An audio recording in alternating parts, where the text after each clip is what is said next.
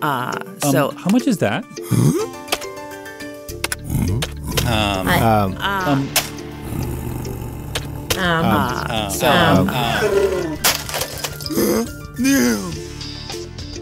All right, welcome to the Podcast Editors Mastermind. I hope we're live right now. When I hit the little go live button, I actually got a warning that said, hey, this is too hard. StreamYard's struggling. So I'm hoping that we're live and that if you're watching either on Facebook or on YouTube, you're able to join us in the chat because we want to hear from you. Tonight, we're going to be talking about all of the magical secrets that Jennifer has that she's been using to grow her business. But before we do that, we're going to take a quick second, introduce ourselves. I'm Brian Ensminger. You can find me at toptieraudio.com. And over here is Jennifer Longworth, bourbonbarrelpodcasting.com. And unable to join us tonight were both Daniel Abendroth and Carrie Caulfield. Both of them were unable to make it. You can find Daniel at rothmedia.audio and Carrie at carrie.land. And we're hoping that they can be back with us soon, but it's just us for tonight. I also want to mention before we get into this that we do have a potential sponsor coming up for a couple episodes. So just kind of keep your eyes open for that in the next couple of episodes, and we'll see what happens with that. With that, we're going to go ahead and jump in because that's what podcasters do.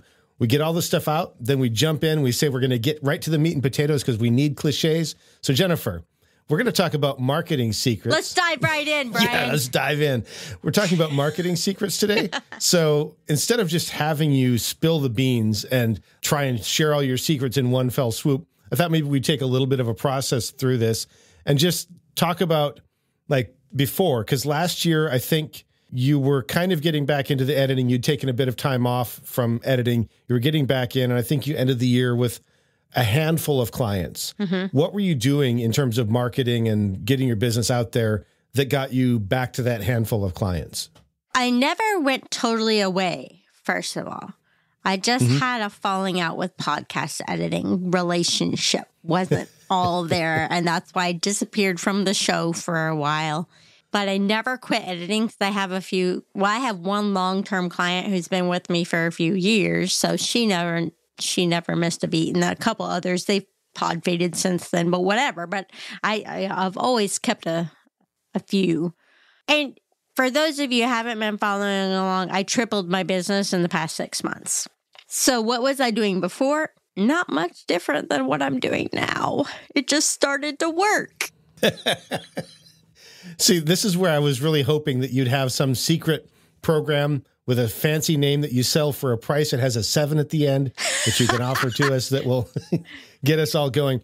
What is it that you're doing then? Like, do you have a sales funnel? Are you working everybody through a pipeline? Do you have some kind of process that you're just rocking it out with? What are you doing? Well, you're saying words that I don't think in terms of like system and pipeline and funnel and all those things. No, I don't do any of that. The big marketing people and how you want to make money and all of those things, that's what they tell you to do. And there's this thing called a CRM. Don't know if you've heard of that. I don't have one of those either because I don't think that way. But back fall of last year, I met Amanda Riley. On the Ball is her company. Shout out to Amanda. She'll never see this, but if she does, love her. She just set me up with a spreadsheet because I was getting bogged down in billing and not getting paid because I wouldn't send out my invoices for over a month. And that's not a good way to run a business because then you don't make any money because you're not asking for the money and you don't get paid. So she sat down with me and she just made a spreadsheet. Client name, episode, week 1, week 2, week 3, week 4, week 5, when there is a week 5. And she's like, here's a spreadsheet, run with this. And that was enough of a system framework for me to start thinking logically, I guess, maybe at least tracking. So when I started the spreadsheet with her, I had 6 paying clients. That's how I know the number. So last year, 6 paying clients. My goal for 2023 was 10 paying clients, and I hit that over the summer, but then people didn't continue. So I ended the year with 6. And there was a lot of things that happened all at the same time. It's hard to sort through, but that just given some structure to a non-structured thinker was very helpful.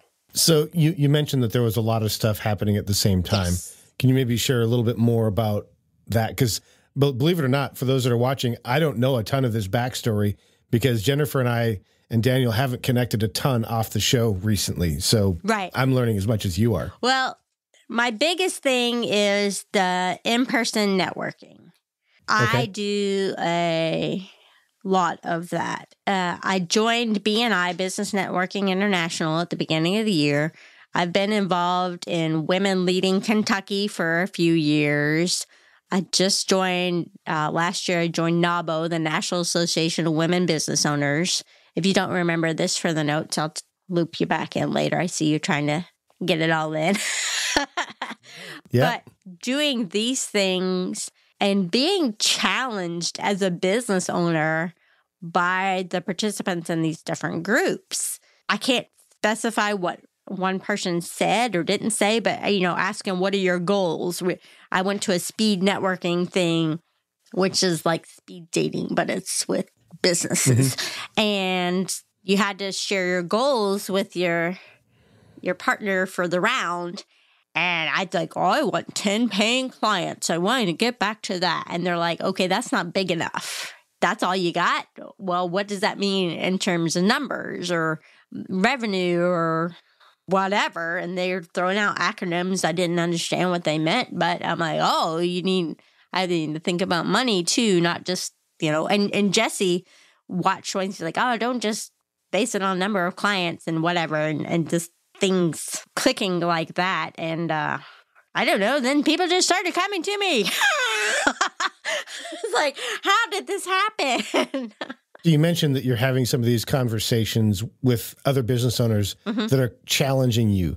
Yes. Did that then change anything that you were doing or how you approached what you were doing? Well, one thing I can specify, someone in NABO, Basia Roberts, talked about how her company used to have a logo with the skyline of Kentucky or of Lexington on it.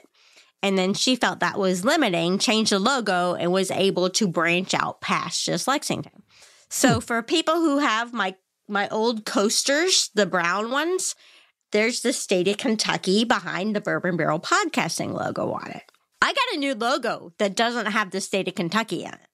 It looks like this. It's still a bourbon barrel head, mm-hmm. but I took off the state of Kentucky because that kind of resonated with me. I'm like, oh, maybe I am limiting myself.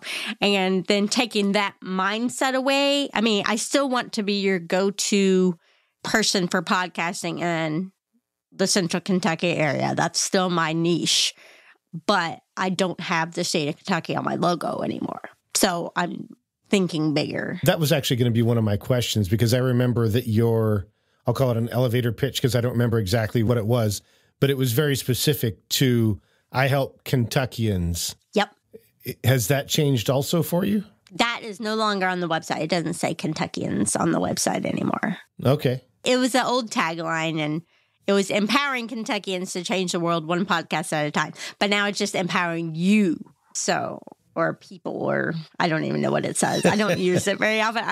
What do I say? I say empowering you to change the world one podcast at a time. That's the one that rolls off my tongue easiest if I need a quick line, but I have a bunch of other ones I say too.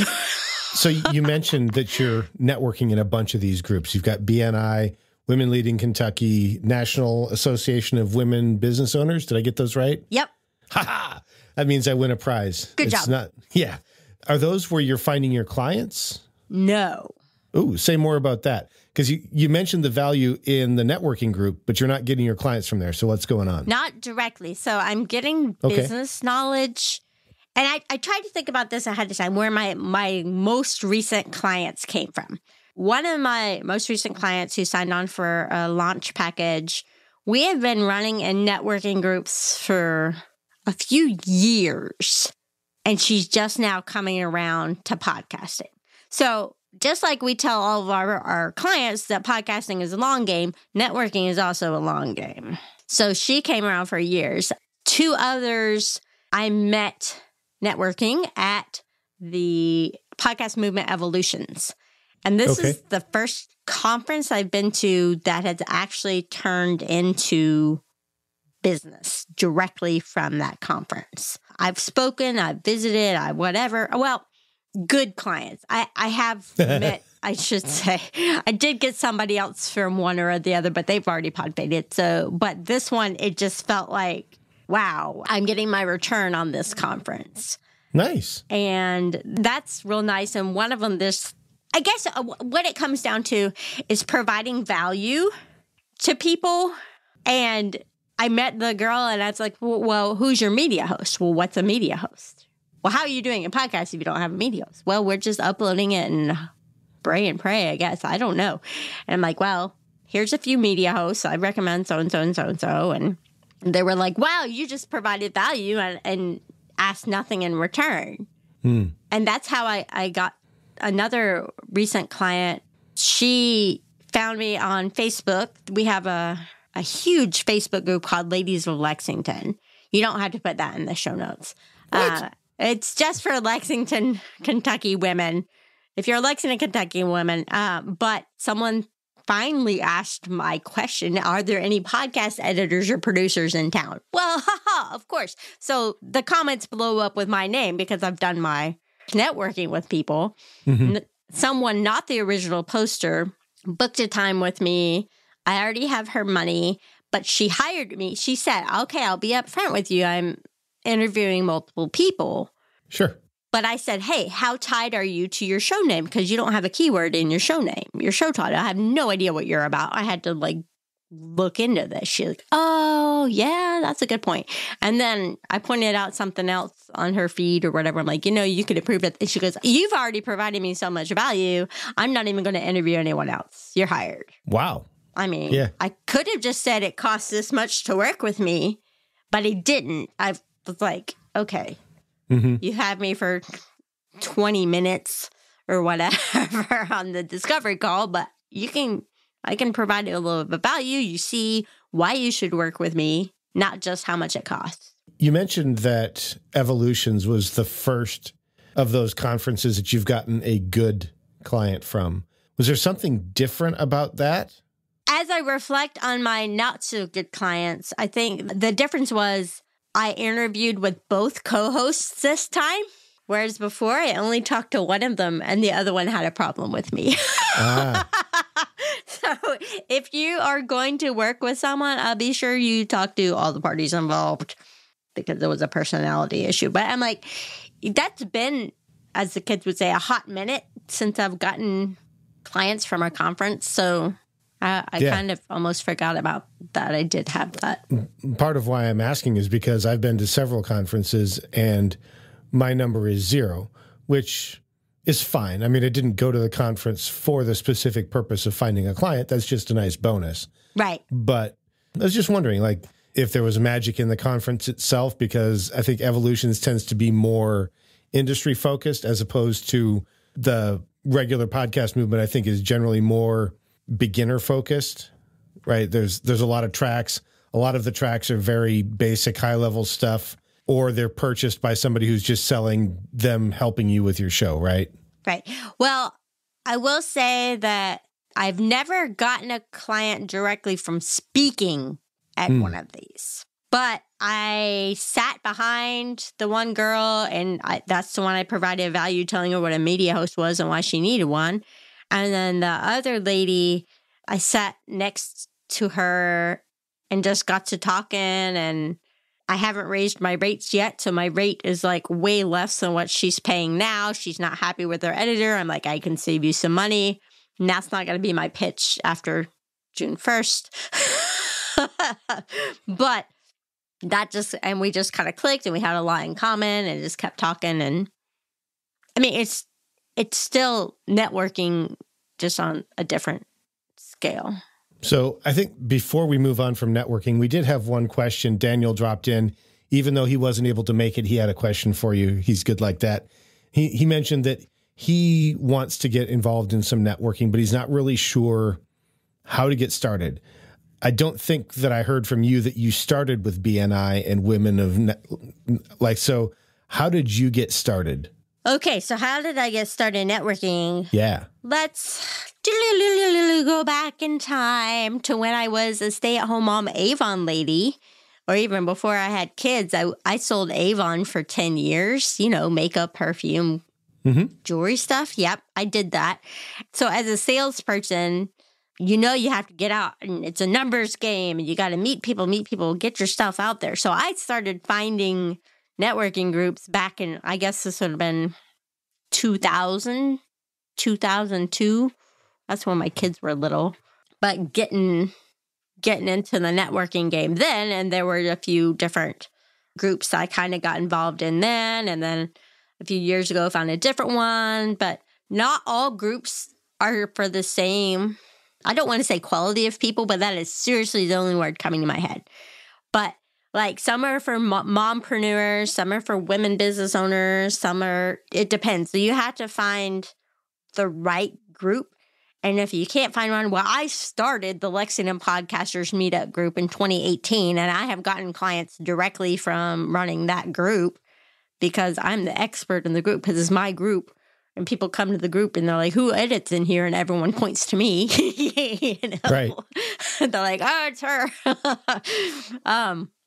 Chamber of Commerce is a great place to start too if you're serious about your business. So Commerce Lexington here locally, I'm a member of that. And just, I know the Chamber of Commerce has networking events that are open to the public. You can pay a little bit extra to come, like it's $10 for members, $15 for non-members or something like that. And then just come and meet people. Now, my strategies don't work if you're an introverted introvert, Brian. So, wait, are you looking at me? Is that what I hear? I'm just saying that true introverts would not work with my method. Now, am I an extrovert? I'm kind of like, depends on my setting. After I people all day, I'm really done. Right. But I still set up at Women Leading Kentucky conference last week. I have a meeting with a potential podcast partner. I'm not exactly sure what they mean by that yet, but they want a podcast partner. Is that me? I don't know, but I have a coffee meeting set up like right after because I was standing there at the conference and like, oh, we need a new podcast partner, whatever that means. And I like emailed them from my phone. I'm like, okay, Jennifer, they're really interested. Don't drop the ball on this because I do. And if they want a podcast promoter, we've got somebody from our comments in separate, not from this. We're not talking about you, Alejandro, but we've gotten recently a rash of people that are wanting to promote this show for us. Apple iTunes and Spotify. And YouTube. Yeah, and the YouTubes. So at least it wasn't that. Alejandro says, did you called me? I think he's probably referring to how extroverted he likes to be as well. Yeah. Well, podcast editors, it's a very, me and my computer type industry. It doesn't really require a lot of talking to other people, which is why I got really depressed when I was trying to make it a full-time thing. Oh, gotcha. It's also why I do a crap ton of networking, because I got to satiate that extroverted side of me right. from time to time. So if we exclude recovery time that somebody like me might need, if they spent what feels like 600,000 hours of networking a week. Wow. Do you have is somebody helping you with your marketing and stuff? Not really. I have Big Echo Creative does my design work, and then I order stuff, my little swag from another company. But as far as getting out and pounding the pavement and actually doing the networking, no, it's all me. Now, one of my subcontractors is going to sub for me at BNI in a couple weeks when I can't be there. So I'm like, oh, hey, you're off work that week? How convenient. I can't be at BNI. You get 45 seconds to talk up the business. Can you do it? Yeah. Nice. You mentioned that Big Echo Creative does some of your stuff, and you also get some other things. Before we started recording, you were showing me some of the cool stuff that you have. Yes. I would like to showcase this because these creative ideas are really interesting. So what you got there? So this is last year's model. It's a bourbon barrel keychain. It's a little squishy stress ball, but it's shaped like a bourbon barrel on a keychain. And I gave those out at Women Leading Kentucky conference last year, and this year people were telling me, oh, I have that on my desk. Oh, I still have your bourbon barrel. So they remembered me. This year, I gave out little bourbon drinking glasses with my logo on them. Very nice. They turned out, they're a lot better quality than I thought they would be. My logo is very tiny, but hey, it's there. And then I have pins. And this year for Women Leading Kentucky, I had a big pop-up banner with my face on it. And you can go to my Facebook page and follow me, Bourbon Barrel Podcasting, and see pictures of that. And then I have a table runner just to make me look more professional and put together. And even my mom and sisters were like, oh, yes, those pictures look like a professional setup. I'm like, yes, because I'm running a business. Nice. And for those that are listening to the podcast later, if you go to the show notes page, you should be able to see that. We'll have the video there for you. So you can just scoot ahead to about 23 minutes in and you can see those, what she showed us. Not everything's going to be visible because she doesn't have the big banner behind her, which I think is pretty lame. You've just got it set up like an office today. It's nice stuff. It's like my rack card, only life size. Nice. Life-size rack card. Yeah.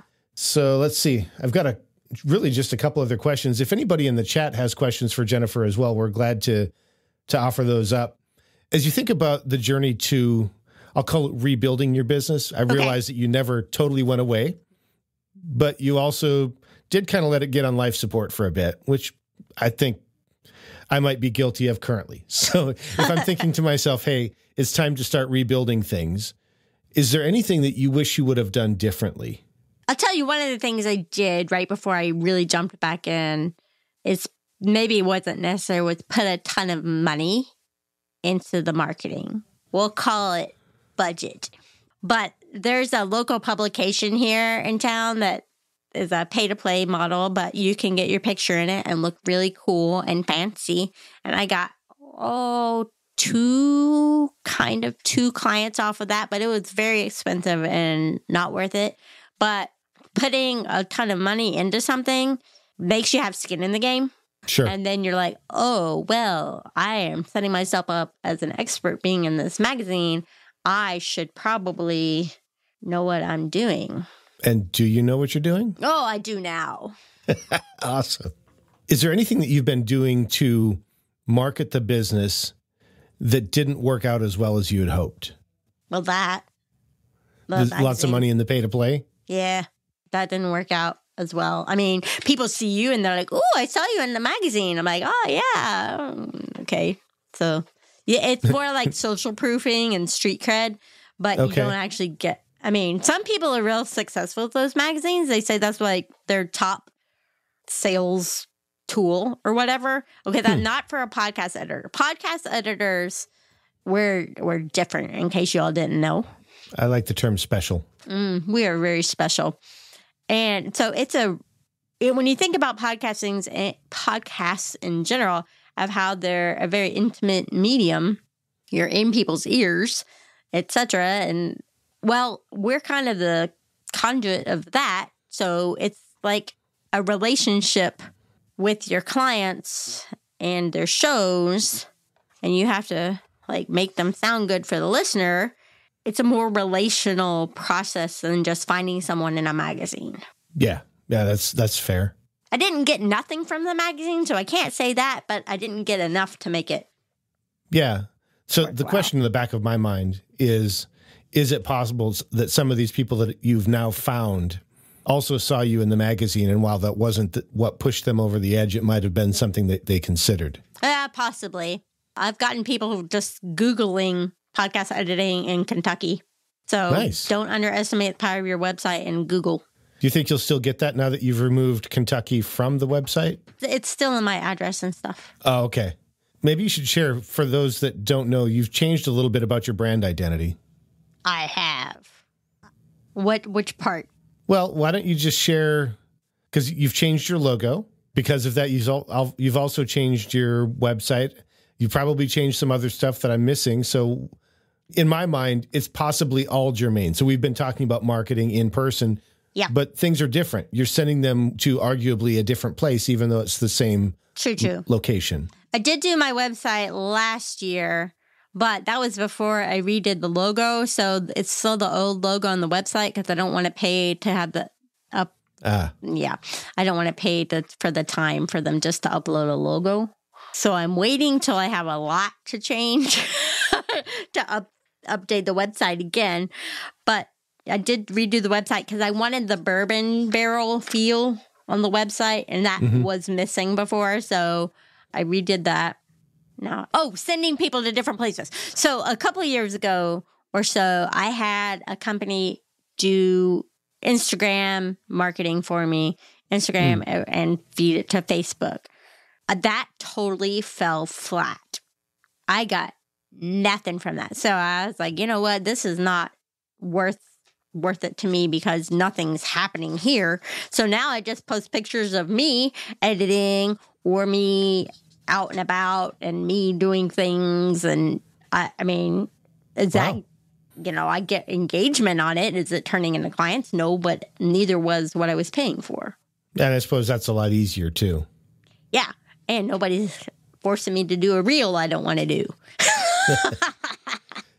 Yeah. So there's value in pushing through, right? And doing something that's been proven to work, but there's also value in not trying to fit yourself into somebody else's wardrobe. Yeah. Which to me, that's what a sales funnel feels like. It feels like what I should do. And conceptually, I can totally get on board. But when it comes to actually trying to force people through a process, that to me, I just don't like it. I'm not saying I'm right. I just don't like it. Well, my little process is somehow you either find my website or you find me and I send you to my booking link. So I still do the click here to book with me for the 20-minute consultation call, which never is just 20 minutes, but whatever. And then provide value or answer questions. Sometimes people just want to talk. They're not ready to hire, like Gina I talked about earlier. And then hopefully they say, oh, yeah, I want to know more. Or how much is your prices? Blah, blah, blah, blah. And then I send them a proposal, which hopefully they sign, and then we set up the Dropbox. So the other option, you can go to my website, bourbonbarrelpodcasting.com, and get my free ebook. And then you end up on a email drip campaign that you get like 10 to 12 other emails from me, and you never hear from me again because I never look at ConvertKit. So system flawed. But if someone just has questions, then I don't feel like answering the same 10 questions over and over again. Right. That we all get. Just get on, go Here's there. Here's my ebook. Here's my ebook. And then you get the drip campaign. So nice. So Alejandro does have another question. Yeah. He said that he really likes the color selection for your brand because of what he's doing in terms of visual identity. He's wondering whether or not it was random or well thought out, like that kind of thing. Well, I had it, my old logo, I had pink and blue because I like blue and I needed an accent color of pink. And then I played around with, and still have some things with the brown for the bourbon barrel aesthetic. And pink just pops on that bourbon barrel aesthetic. The pink just poof, on the brown. And so when I had my new logo designed, they ran with the pink. Nice. So I and then I'm wearing a pink shirt in my headshot. So it just kind of works. Pink looks good on me. And was there much psychological process of color theory? No. I just like the color bright pink when I wear it.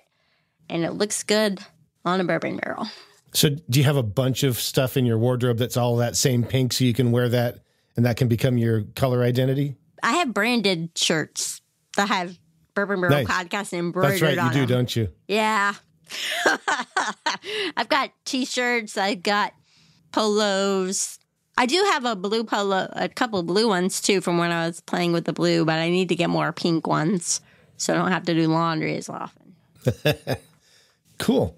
Well, that is the end of what I had for you. I'm wondering, is there anything that you wish that I would have asked you so that you could shine like a star?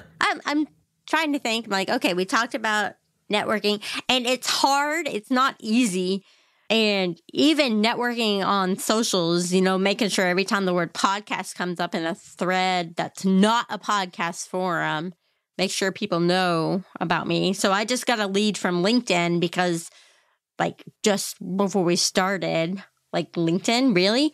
But one of my friends say something about podcasts on LinkedIn, commented my name, said, do you do this? I got the booking call. So now it's up to me, right? And they're looking for a true consultation, but they said, oh, and I might be able to hire you. So I'm like, oh, they already are thinking this. This is great. I'm just going in with prepared to give value. Oh, I also, with the Chamber of Commerce, I forgot to mention, I spoke at a recent chamber event and I got a potential client off of that right away about podcasting, of course. But there was a room full of 20 people who were there to hear and learn about podcasting. Mm-hmm. At least that's what I presume they were there for. A couple of them might have been there just for the networking. Well, there wasn't even, it was like maybe snacks and a water bottle. It wasn't even lunch. It was at 3:30, so it's in the afternoon, which takes the pressure off of food, I guess. But, I mean, people are coming to that, and I had a little event that I put on at the library on Monday, and a few people came to that. And I just publicized it through Facebook and through my clients and stuff. I'm like, yeah, if you have podcast questions, come to the library between 12 and 3, and I'll be there. And people came. So you have to create the opportunities for yourself sometimes as well. So if you don't have a local podcast group to thrust yourself upon as the expert editor, start one. I just found, certainly I'm not the only podcast person in this town in 2018. So I found somebody else. We started the group. He's done pod faded and disappeared, but the group is still going. So you just have to create your own opportunities sometimes if you can't find the right niche for yourself. And also keep in mind that my target market is local Lexington. That's who I'm going after. So that's why I get myself out there. And then people say, oh, wow, you're everywhere. And I'm saying, yes, that's what I'm trying to do. It's like, wow, you're everywhere. Yes, that's me. Well, Jennifer, it has been incredible to listen to you share how you've done this. And it's been fun to watch as you've been growing your business and transforming yourself into a business owner and kind of looking behind you going, how did I get here? And it's fun to do that. I realize we're a little bit early. That's okay. I would like to jump to the question of the week. I think you had to ask a couple of times before you could get a new one from ChatGPT, but what's our question? Our question of the week from ChatGPT is, if you could have dinner with any historical figure, who would it be and why? And don't say Jesus. There's so many different directions. I think I'll pick one from American history. I would love to sit down with Abraham Lincoln and talk about what led him into the Civil War and going through that. And I'm interested to hear from the person rather than everybody that kind of shares what they think about it. Mm-hmm. I'll go with that one. What about you?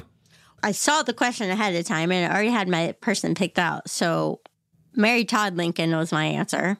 Who's that? That's Abraham Lincoln's wife. No way. Totally. She grew up in Lexington, and I did a book report on her when I was like in 4th grade. And she struggled with some of the same things I struggle with, but not having a husband in presidency and getting killed and everything, but some other things. And I don't know. That's just interesting. She was an interesting character. So that's who Alejandro I thought says Gandhi, and then just kidding. I wouldn't mind meeting Gandhi. I think that would be good.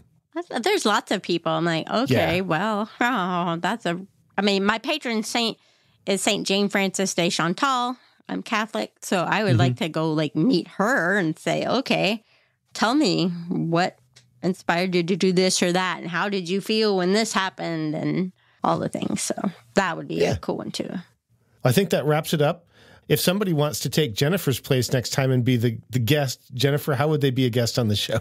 You go to podcasteditorsmastermind.com/be a guest or email us, at podcasteditorsmastermind.com.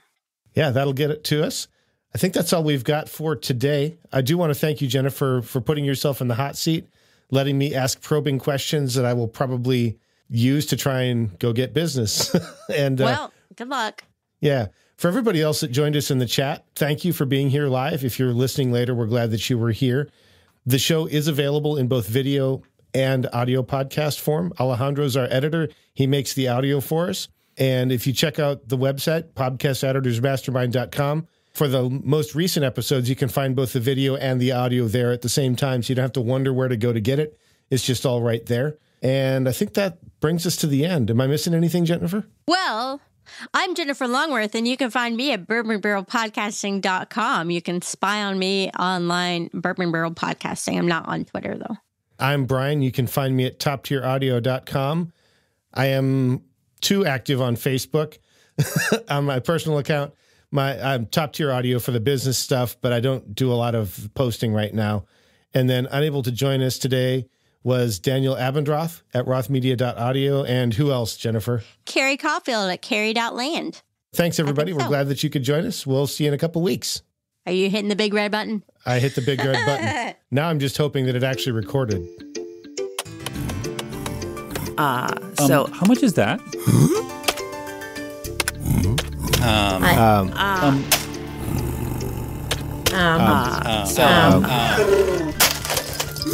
So